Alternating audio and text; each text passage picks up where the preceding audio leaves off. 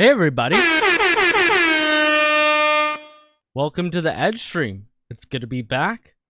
I'm glad you're all here. I'm here with a special guest co-host, Primo. How are you doing today, buddy? I'm doing good, Edgy. How are you doing today? I'm pretty good, and I'm excited to get into a bunch of topics with you tonight. I'm looking forward for the exact same thing. It looks like there's going to be a lot of fun stuff to go over here tonight. Awesome, man. Now, we are live right now on YouTube, Rumble, Entropy, and Odyssey, so feel free to check us out on any of those platforms. Entropy is a great place if you want to give any donations, you want to add something to the conversation, or you just want to give a tip. Whatever, man, feel free to do that on Entropy. You could also do that on Rumble or Odyssey as well. Not YouTube. I haven't monetized my YouTube because I do not want Susan Wojcicki getting 30-40% of my cut here and then inevitably stealing my money after she demonetizes me. So I was just going to say, I don't think that you'll end up lasting too long on YouTube. You're too cool for YouTube. exactly. Well, thank you, man. Yeah, and make sure you like, share, comment after the video is done. Add whatever you want to the conversation. It's all appreciated. Any kind of feedback is appreciated. And yeah, we're going to be getting into some great topics tonight. One is obviously that huge statue that they built in Brampton for the Hindu god Hanuman, the monkey Very, god of something. I don't know exactly what it is. We'll look a little bit into that, but most of all, we'll be looking into the greater socio-political issues that are surrounding that. yeah, and I mean, very Canadian statue, might I add. Yeah, because I think that is what Canada is all about at this Right. point. Yeah. Multiculturalism and getting walked all over and invaded at an unprecedented rate. Right. Well, we want to do something to change that. So we'll be talking about those kinds of things during the show and a bunch of other topics too. I know me and you hung out together this weekend and we watched the fight, right? We And then did. We watched the fights.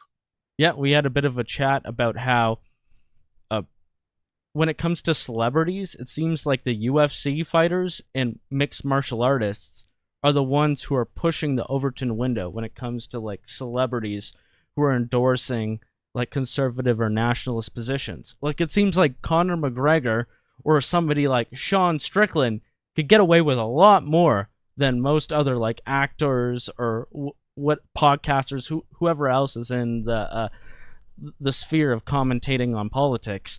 These MMA fighters could get away with fucking anything, it seems, right? Yeah, it really does seem like they can get away with anything. You know, some of the things we hear these guys saying in their interviews, it's like unheard of in definitely in any other topic of sports. You know, like there's no other sports out there that are going to let you get away with these types of conversations. That's for sure. Mm-hmm. I could think about like there was this one guy involved with the MLB, and I think he was playing for Toronto, and he said something very minor about like transgender ideology, and then he had to take it back on Instagram in order to keep his millions, and he prostrated himself. He whipped himself in the back and said his penance to the religion of the mainstream media. Yeah, that's exactly what happened. And I can't recall his first name, but I remember his last name was Bass.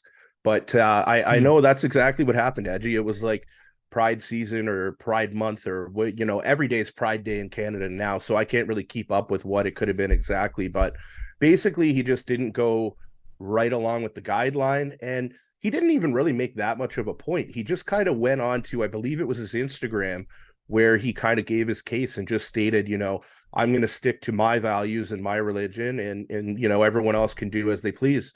And the next thing you know, 3 4 days go by, and he's giving an interview, and you would think that he had a gun to his head, man. It was depressing to Mm. see. He just totally backstepped, and he was like, I made a huge mistake. I'm really looking forward to the diversity and equity and inclusion program that the Blue Jays are going to put me through. And it was like, oh man, like man card was just tossed right out the window. It sounds like what people go through in prisoner of war camps when they get caught by communists, and then they have to recite like essays that were written or that they forced them to write, and then they put them out on the speakers in front of all the prisoners of wars in a communist concentration camp. That's what that sounds like to me. Exactly. That's exactly what it's like.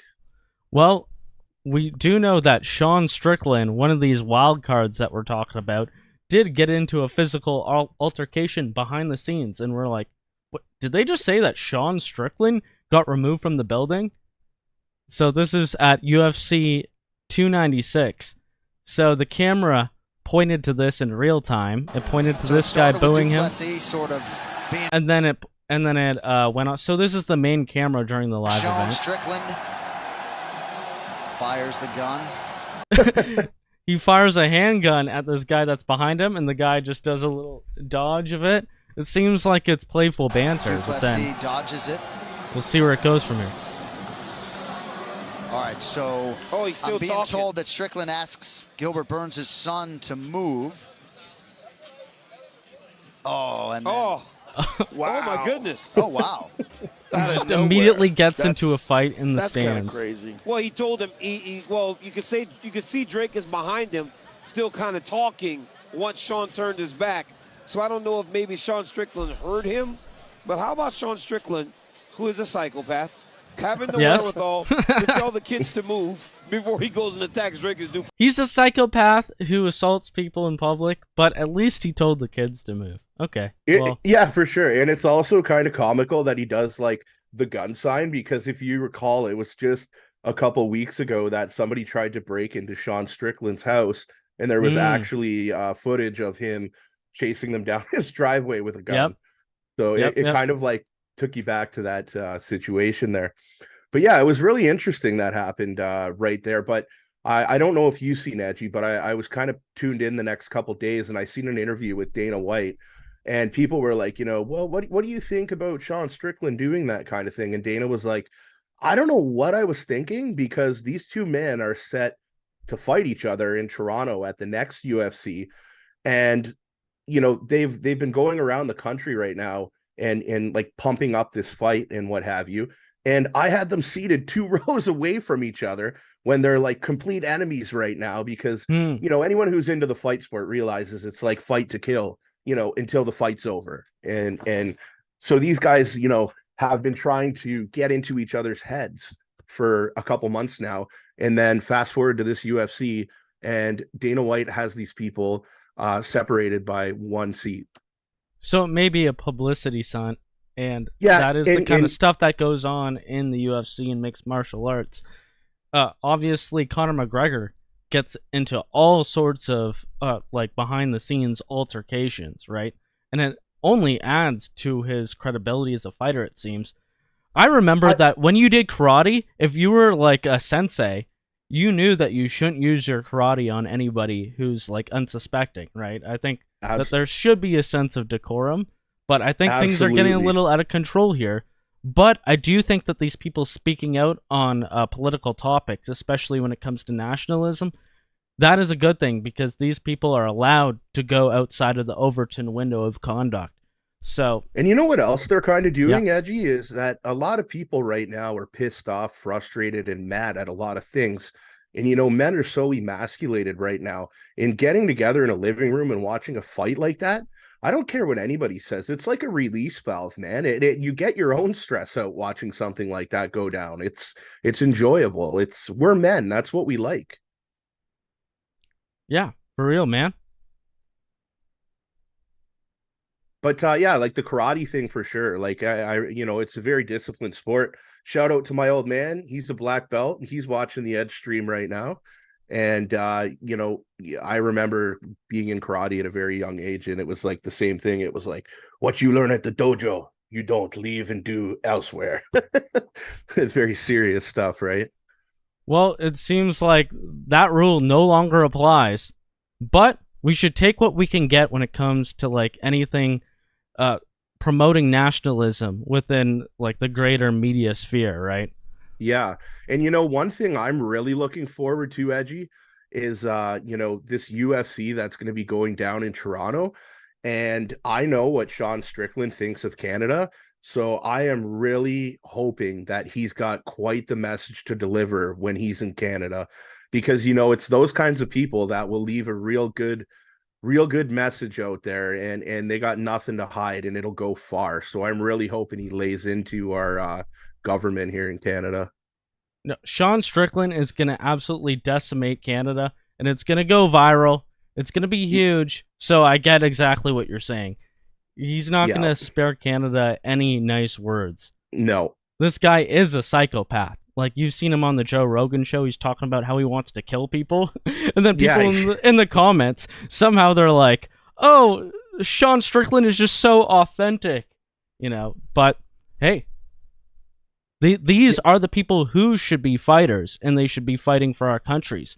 We used to have wars, and then we would draft people to be at the front lines, and then people would volunteer to be at the front lines, and they would prove their own worth to be able to fight for their own country. I don't think we have that anymore, right? No, I mean, I don't even know. Can you get in the army if you're not gay anymore? I don't know. I think you have to put the man pawns in your butthole to stop menstruation, right? Menstruation. Yeah, it's got to be something like that. Well, I see you taking after the macho alpha male status of some of these guys, and you take it a step further, and you say that you're a proud, straight, white male. So I just want to bring that to everyone's attention. Whoa! This post has been deleted? Did I post the wrong Get thing? out of here. What? Did you just delete that within the last hour? No, I wouldn't have deleted it, bro. It's got to be on there. No, I don't know. I don't know what happened there. But anyways, it says That's that you were a weird. proud, white, straight male. And I think that is a positive thing to put out to everybody. And anyone who has a problem with that, why do they have a problem with it?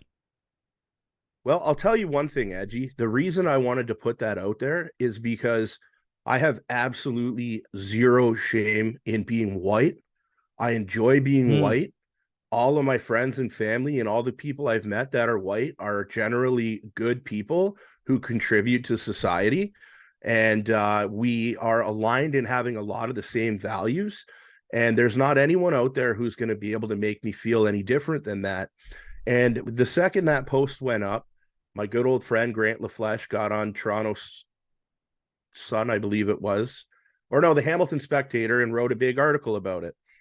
And the first thing that he did is he wrote an article about White Lives Matters. And what he did essentially was add my post, and then he linked me to White Lives Matter.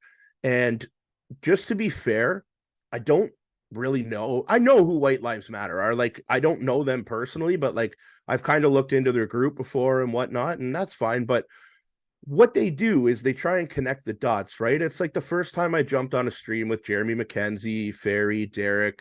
The next thing you know, there's articles coming out the next day saying that Diagolon has infiltrated the Niagara region and there's a new leader here, and like all these silly, ridiculous things.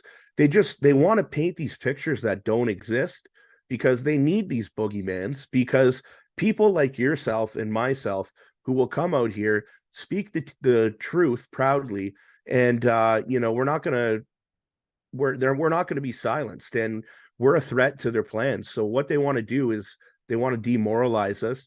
They want to attach us to all these other groups that they demoralize, and they think that's some way that they're going to take us down. But what we've seen happen in return is the complete opposite. I feel like we've all been getting built up, and there's a lot of people who support us and our fundamental values and beliefs. No, I 100% agree with that. You can see it all over the media. They try to attach any group that they can with each other, no matter what the difference is, or no matter what those other people have done.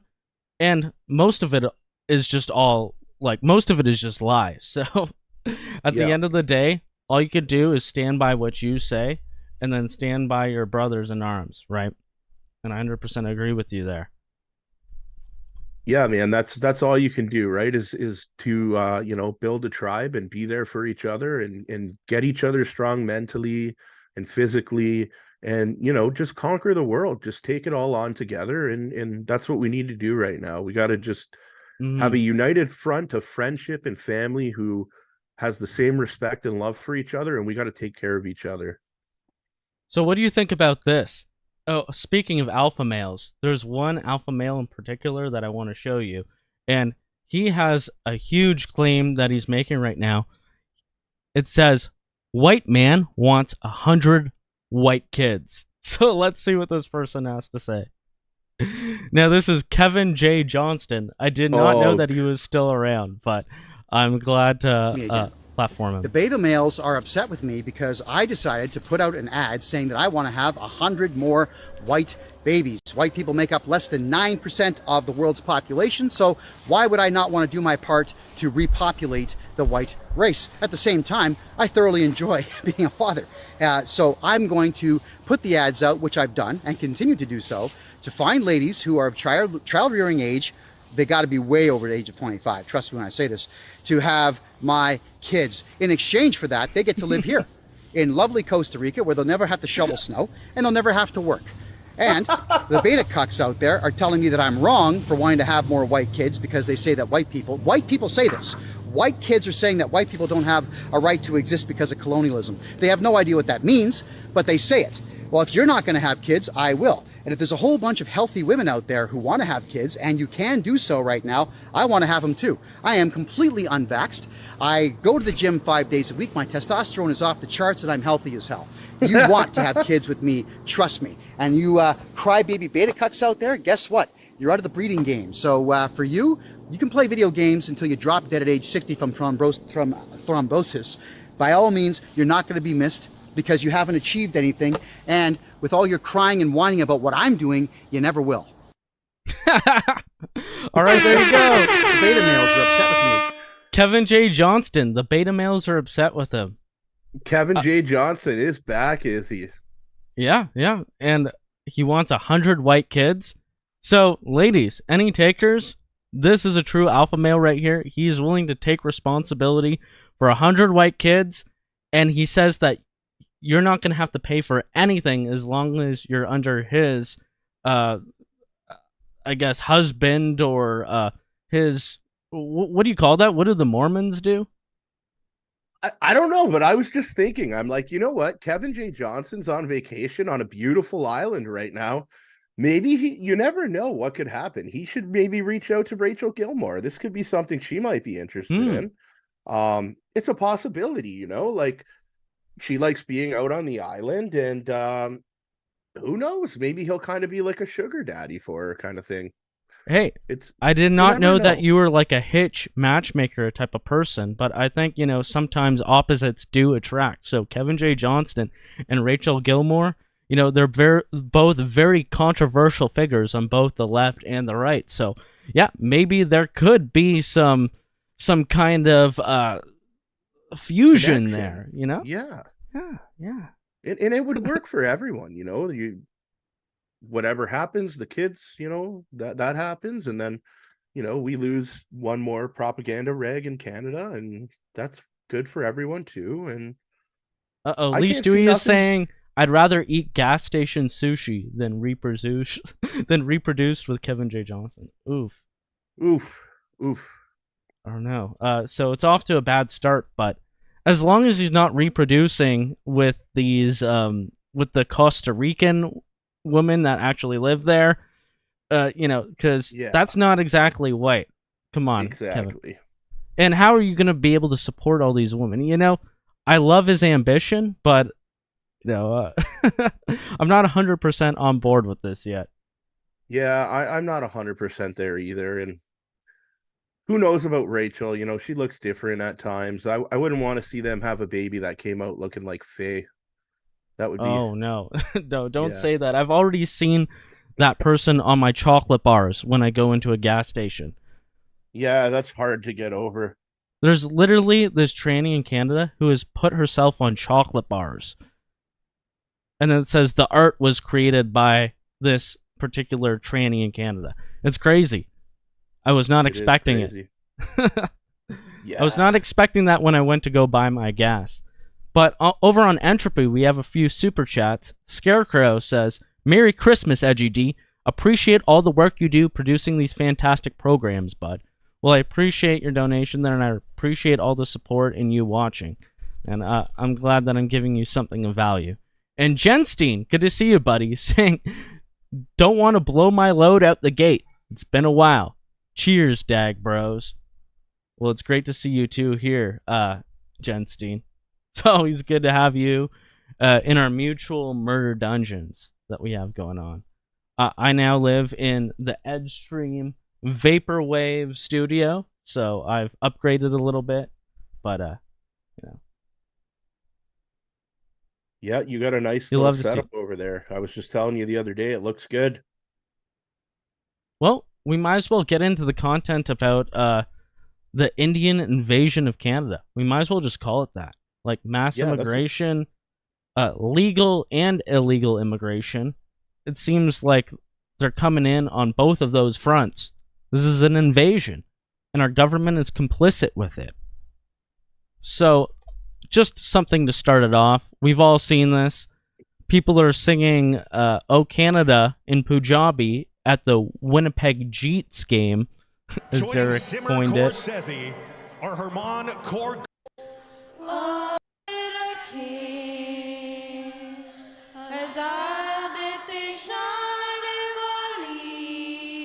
And of course, we're all familiar with this.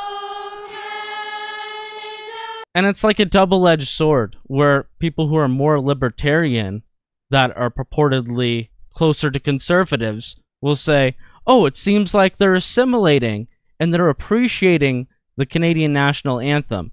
When people who are more in the know like us realize that, no, they're desecrating our Canadian national anthem.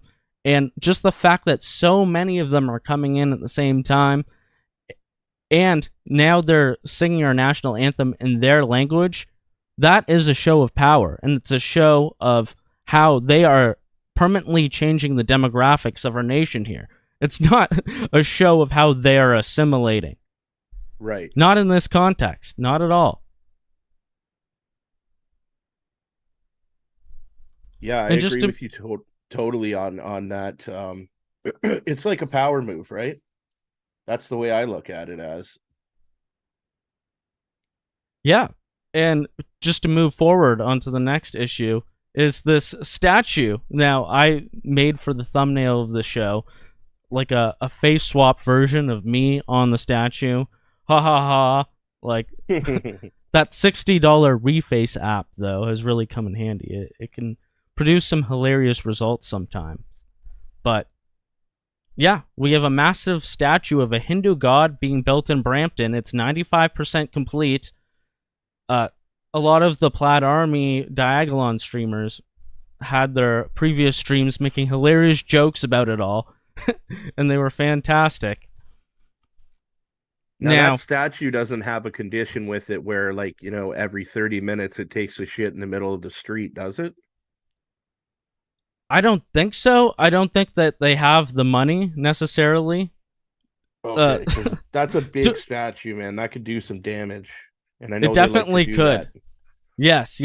I don't think that they have the money to invest in making negative stereotypes about themselves in their own statue, though. That would be fucking hilarious. And if I were to fund that statue, I would definitely make sure that's a stipulation that it must shit on the ground, and we need at least like 10 lower caste Indians to rake up and clean up the shit every morning, just as their job, paid $1 an hour.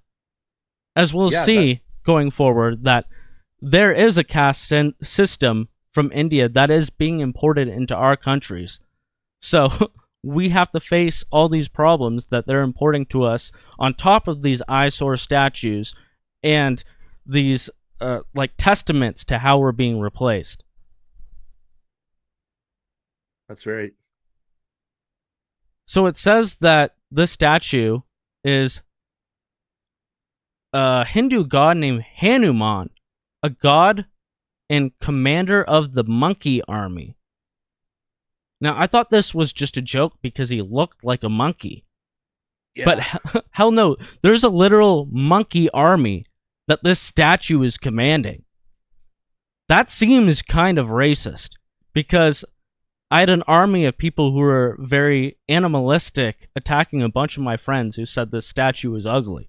So it's kind of racist to call your own people monkeys, in my opinion. Yeah, you would think so, right? Yeah. Well, I mean, show you. I thought this was all a joke when I seen it the first time. I'm like, there's no way that they're gonna do that. And then I like started reading into it, and I'm like, this is in Brampton, and then I'm like, okay, well, like our entire government over there is Hindus and Sikhs and Muslim. Like, I'm like, okay, yeah, this makes sense. Like, if you think about it, that Brampton and that surrounding area has been completely taken over. And I know we've known that for a long time, but not just taken over by the culture, but like we're talking it's in the like parliament, we're talking about in municipal government. These people have had all of their own people elected into place. And I don't know how you feel about that. I think if you weren't born in Canada, you shouldn't be able to run for our party. That's just the way I think. You like, because it's too obvious to breed corruption. If not, like, it's too easy, you know? No, I 100% agree with you. And Brampton was long overlooked. Like, people just said, oh, looks like Indians are taking over Brampton. You should probably just move away because it smells like curry. That's what I heard when I was like young. And it didn't seem like it was that big of a deal. And it's not till now where there's like a renaissance of mass immigration, all coming from India for the most part. And we're really realizing what is going on, all the scams that are involved in bringing them in here, just mass immigration in and of itself, allowing them all to come illegally, but then all the international students who come here for diploma mills in colleges that give them a 2-year diploma and then allow them to work, or they're basically forced to work as much as they can in Tim Hortons and wherever else. And then it's just completely eroding the character of our country. It's undermining job opportunities, and it's just creating a new slave class here in our own country. Yeah. And at the same time, it's pushing out real Canadians who have something to offer and who were born here. We don't need other people bringing their problems over here. We never needed it. And it's just the lie of GDP and the lie of like economic growth. That's not how a country grows, even economically, but definitely not spiritually. Yeah, I mean, it's ridiculous what's going on here now. And then, like, I don't know if you've seen the interview yet, but like I tuned into an interview briefly earlier with Andrew Lawton and Pierre Poilievre. Did you see that one yet? No, I haven't. So it was like the end of the year conservative meeting that was obviously done by Andrew Lawton with him.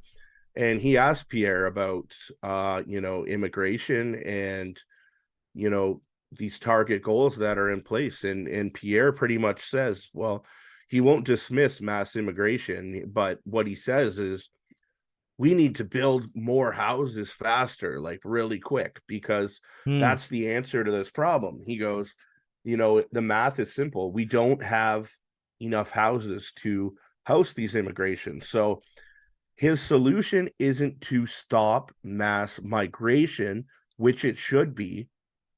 His conclusion is to start building houses faster and quicker. Yes. So we can house more migrants.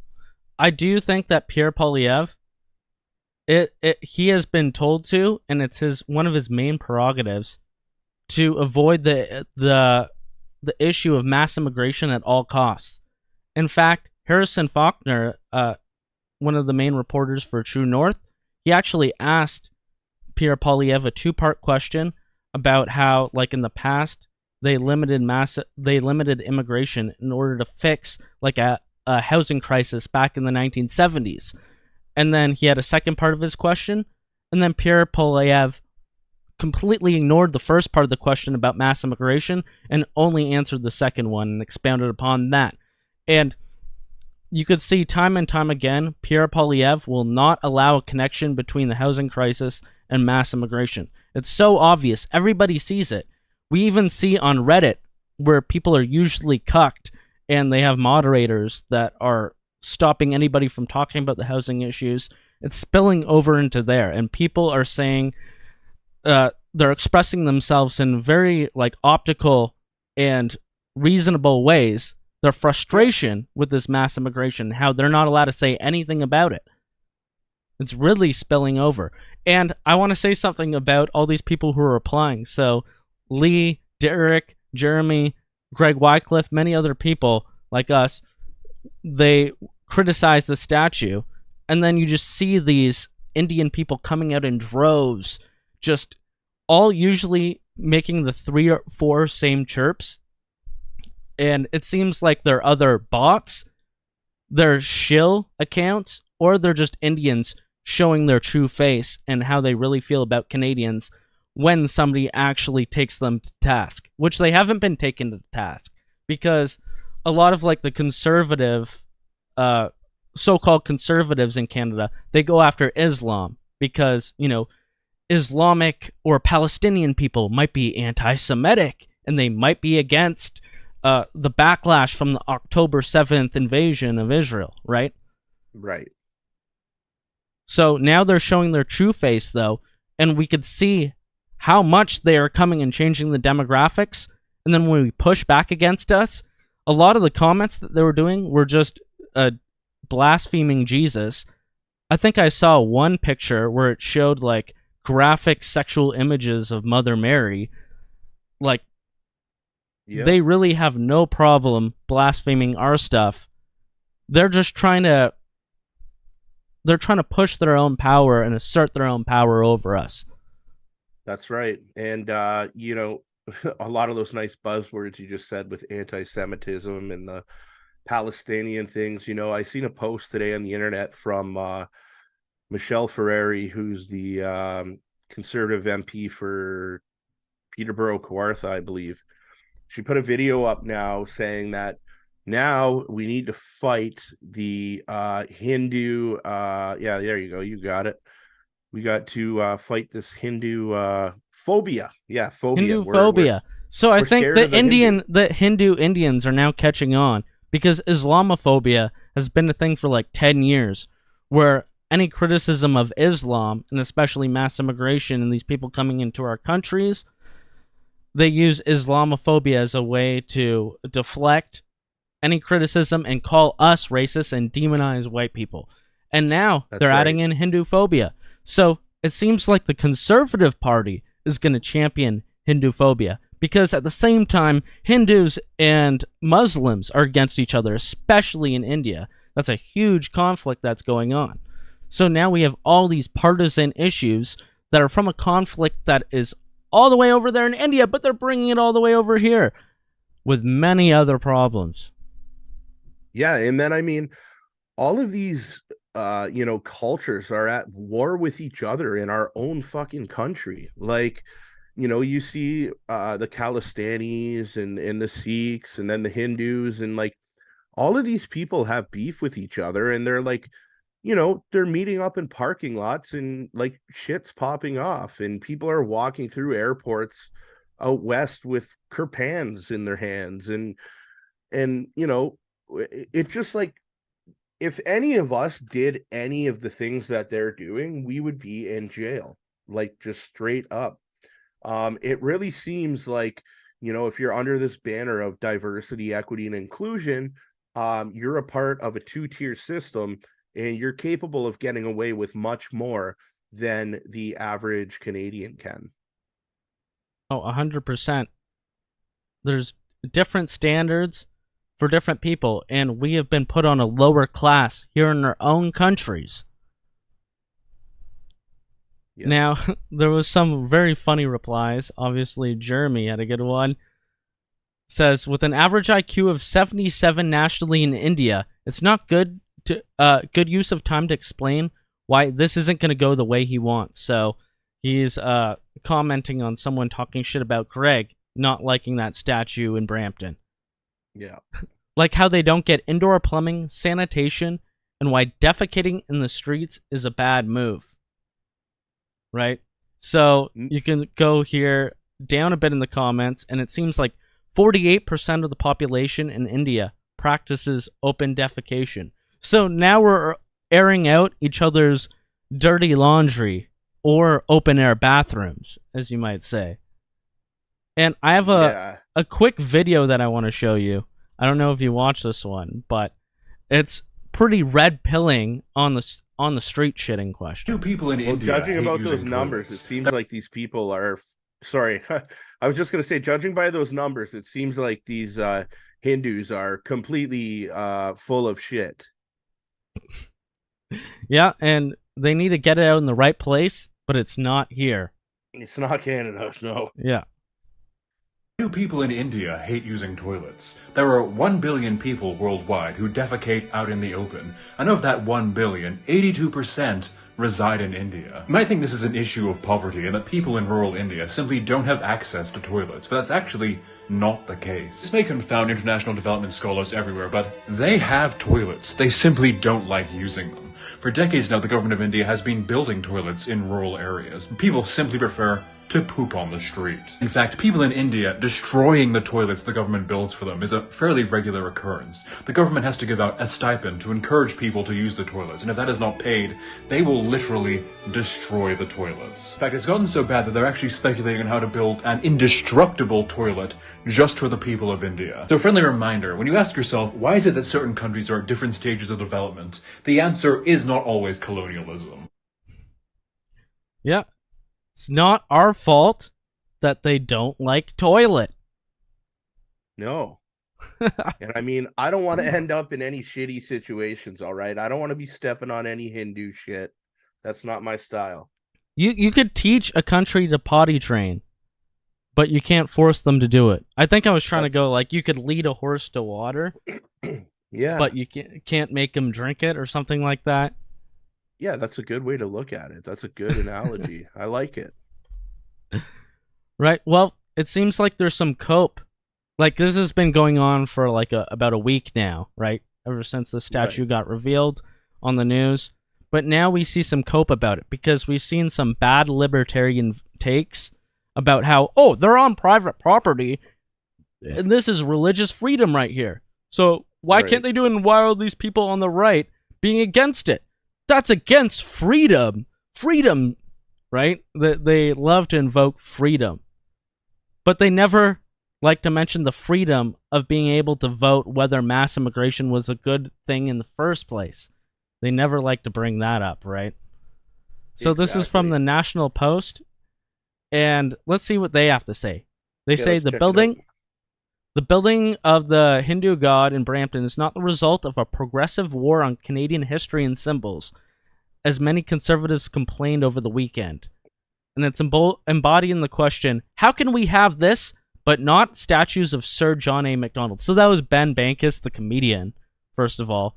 And then he got into a big argument with Rupa, who's one of the contributors, an Indian contributor to True North. And she seemed to think that she was being betrayed by Canadians because they were against this huge display of power by Hindu Indians in Canada. And she invoked libertarian principles and freedom principles. Right? Yeah, like, I don't understand why, I think you've probably seen, I put a video out the other day, like, why, like, everybody who fled their country at one point came here for a better life, because of the Canadian fundamental values that we have in our country. So if you left your shithole to come live in a better country and you were lucky enough to do that, the way I see things is you should just fit in or fuck off. There really isn't any other option, in my opinion.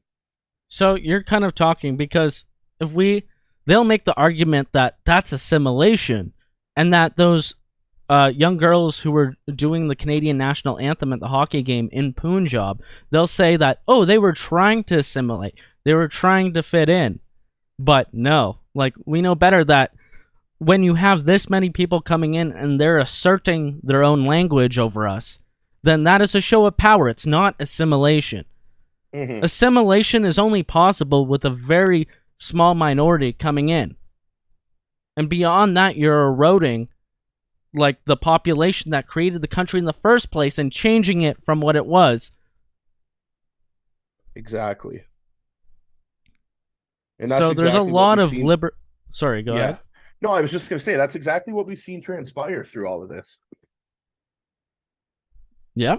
They say that this particular kind of diversity, natural, not ordered or funded by the government, because these people paid for it by themselves, supposedly, through their own institutions, uh, sharing the best of many cultures of Canadians makes this country stronger, like the bilingual Punjabi version of "O Canada" sung at the Winnipeg Jeets game.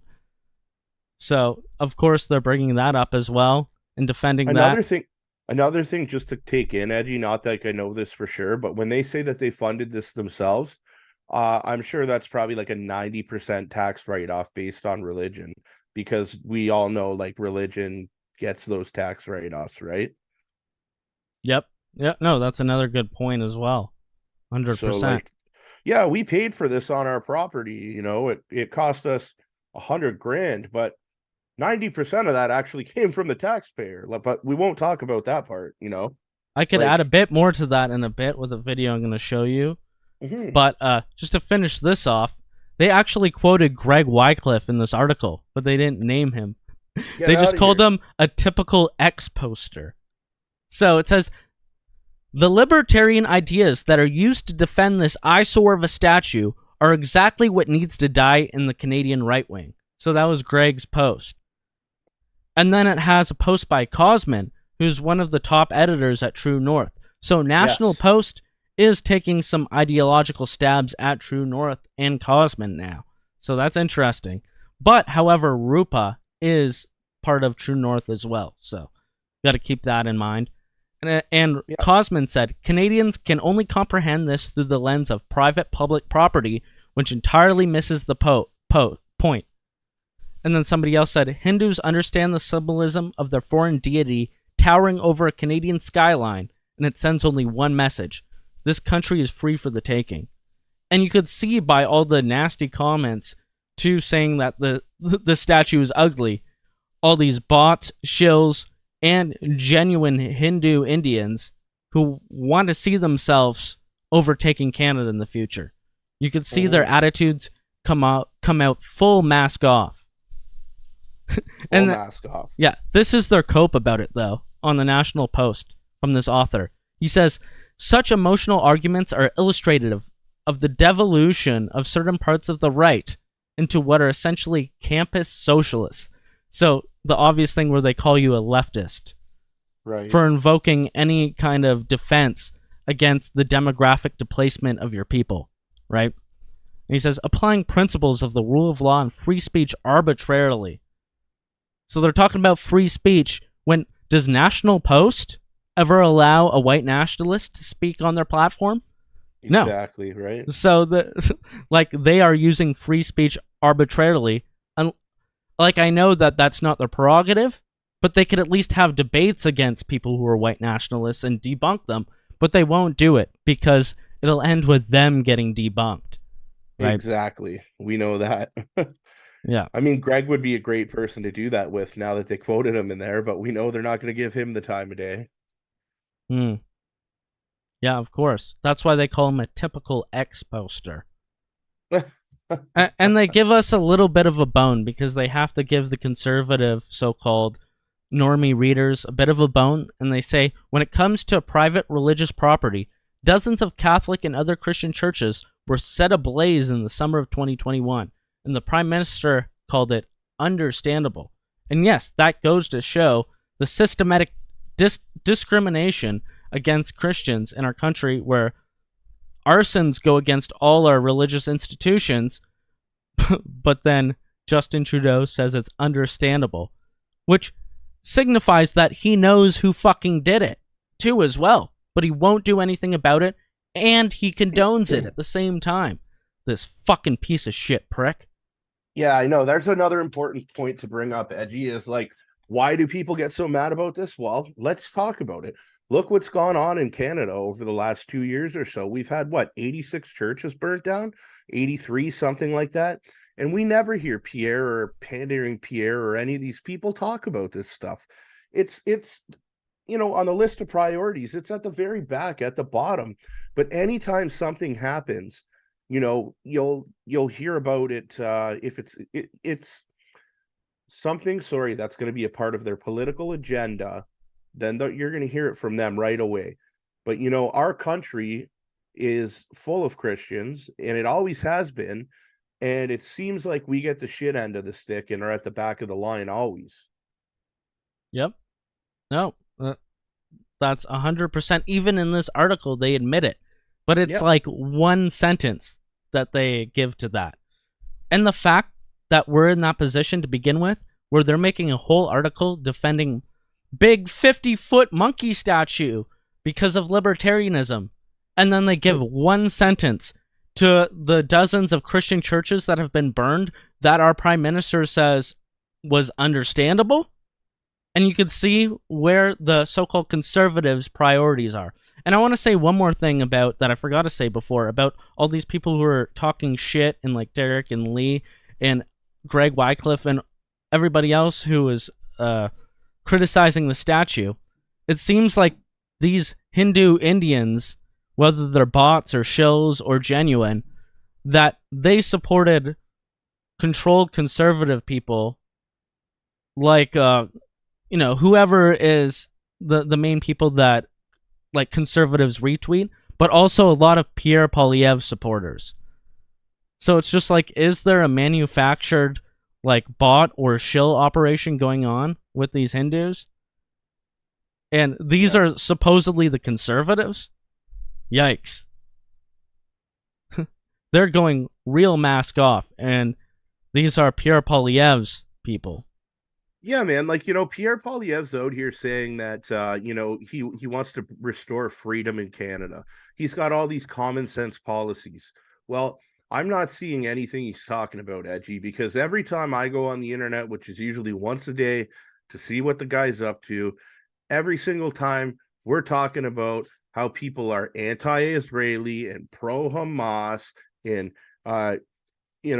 Hindu phobia and this. It's just, he is literally a liberal in a blue suit. The identity politics and the virtue signaling, it never ends with him. He might be worse than Trudeau, this guy.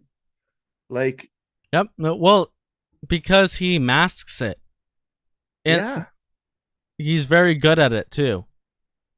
Even in that interview I was telling you about with Andrew Lawton, you'll have to catch it later, he mentioned something along the lines of, Andrew Lawton asked him about what his mass migration numbers will look like, or his immigration numbers will look like. And he goes, of course, he goes, well, I don't know how that is right now, but I'll be sure to let you know when I do, because I'm going to see how many houses I can get built. And then when we know how many houses I get built, then we know how many more immigrants we can take in to come on over to Canada and fuck up our national identity even more. If he doesn't know by now, then he is out of the loop. He's completely retarded. And he's just trying to mediate his Hindu or whatever support with what he's trying to say about housing, to acknowledge the housing crisis, which is something that Trudeau, yes, he acknowledges and the Liberals acknowledge it, but they take it in a completely different direction, right? But yeah, it's fucking brutal. He can't connect the two together, mass immigration and the housing crisis, and he will avoid it at all costs because that is what he's trying to defend against. That's where his interests lie, and that's why he's being promoted, to defend against that coming into the public conscious. That's really why he's controlled opposition. Probably one of the biggest points of his controlled opposition. Right. So you can see here that these Indians, they really don't hold good values against us. So it says here that they are among the most racist people in the world, making the top 5, saying that 51% of people in India do not want somebody of particular races living beside them. Now, this isn't like us, where it's just like, we understand that if we live in a black neighborhood, that's not a good idea. We understand that if we have a black neighbor, we're not to judge them in a specific way. Just because that one guy is black, right? But we understand that if we are getting invaded or surrounded in our neighborhood and our neighborhood is getting bought out or whatever else, that there is something going on. And I think that this survey shows that these Indians, they don't even make that distinction. Just like the people in Jordan, Bangladesh, and Hong Kong. Right. So these are the people who are the most racist, using Islamophobia and Hinduphobia as a way to conquer our nations and complete their invasion. Did you happen to see that, speaking of ignorant and how these people treat each other, I don't know if you caught a glimpse of that video that Kareem Assad had out the other day. There was a Jew who was pretty mad uptown at, a Muslim supporter, and he went up to him last night and did what's a famous thing that Jews love to do?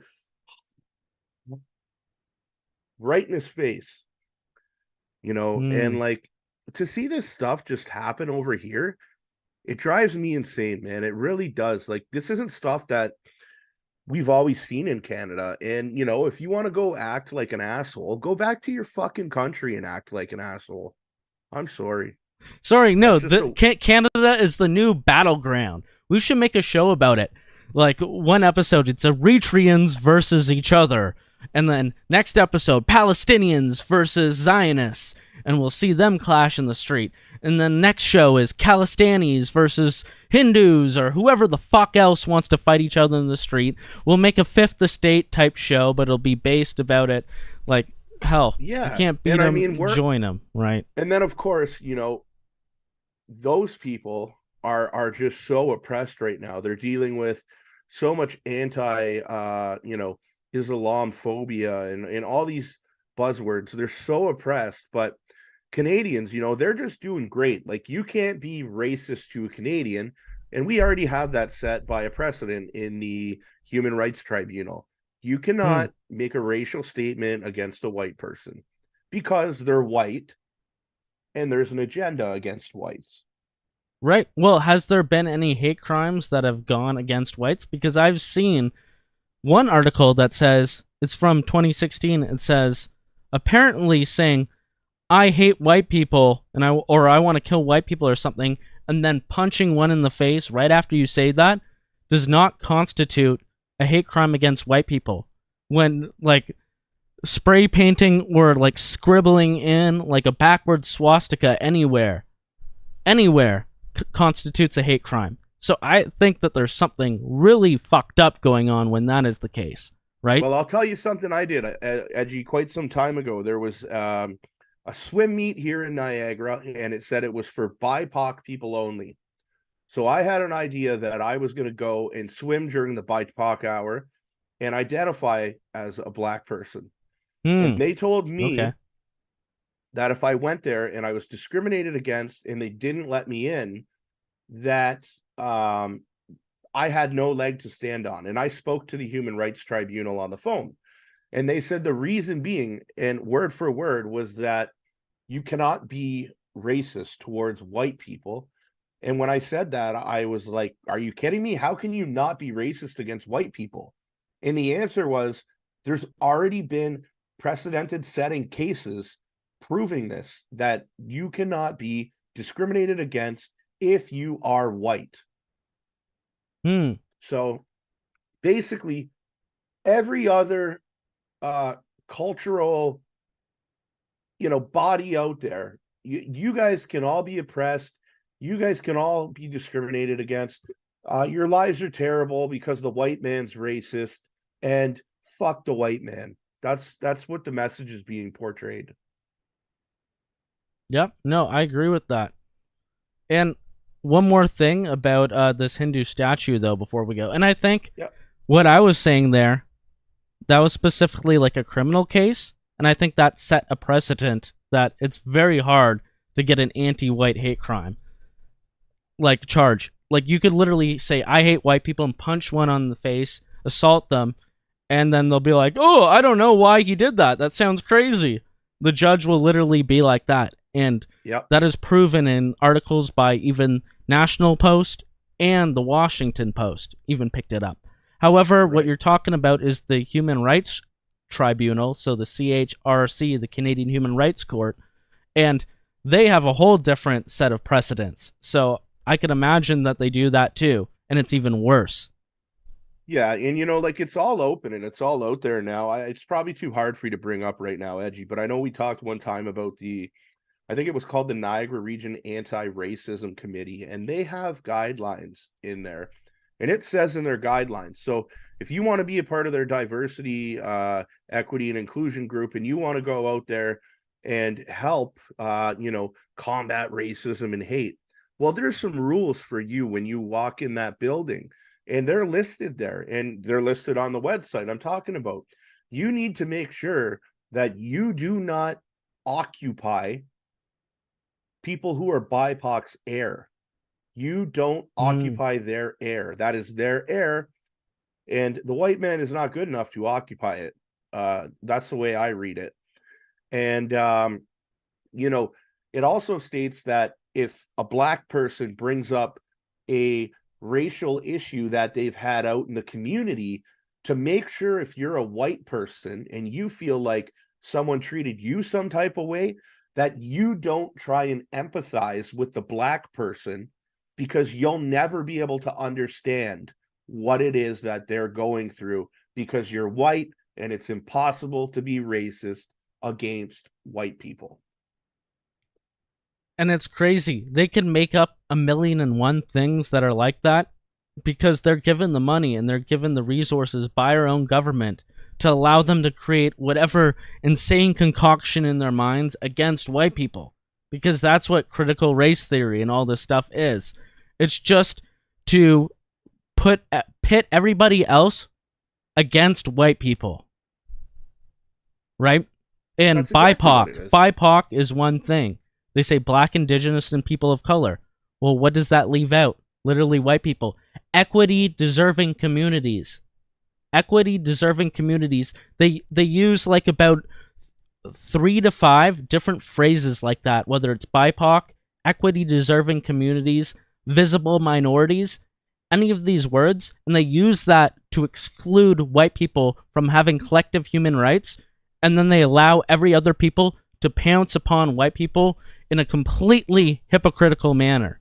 And that's what is happening. And that's what we need to tell people in our normie friends, and we need to articulate that in the way that they could understand so that they could be on board with it, because it's the truth. It's what's happening. It's very logical. And once you see it, you can't unsee it if you care enough about it. That's right. Once it clicks in, and that's what happened with me. I realized it. I started noticing things, Edgy. I started noticing things. You noticer. You silly noticer. And then you just can't stop noticing things once you get into that trance. Okay, so I want to show you something about what may be coming to America with these Hindu Indians. So I'm going to go to the washroom quick, but I'm going to start playing this video. I've already seen it, and there's a lot to comment on here, and it's going to be very educational for us. Okay. So this is by Jared Taylor. He does a fantastic job over on BitChute and Odyssey and other platforms because he's banned off YouTube. He's one of the main people that even Elon Musk won't allow back on. But you'll come to find that the things he is saying are very reasonable. So let's check it out.